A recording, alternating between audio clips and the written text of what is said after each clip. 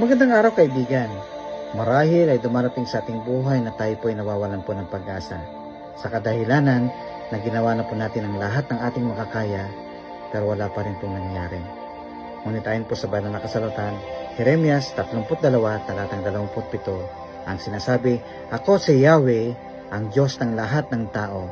Walang anumang bagay na mahirap para sa akin." Opo, wala pong mahirap para po sa Panginoon sapagkat siya ang Diyos na makapangyarihan, ang Diyos na nagbigay ng buhay sa atin. Lagi nating tandaan, una, God knows your need before you ask Him.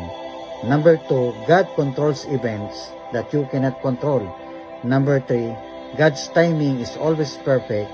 And number 4, God will supply all your needs when you obey Him. Opo, ang Diyos ay makakaya niya pong gawin ang lahat ng bagay. Kaya naman kung meron po tayong pinagdadaanan, mag-pray po tayo sa Panginoon.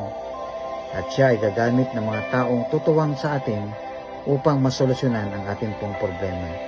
Lumapit po tayo sa Kanya.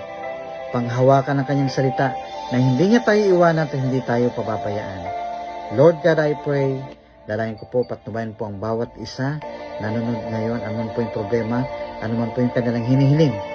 Lord, magkaroon po nawa ito ng katugunan ayon po sa iyong kalooban. Ito po ang dalangin. Amen.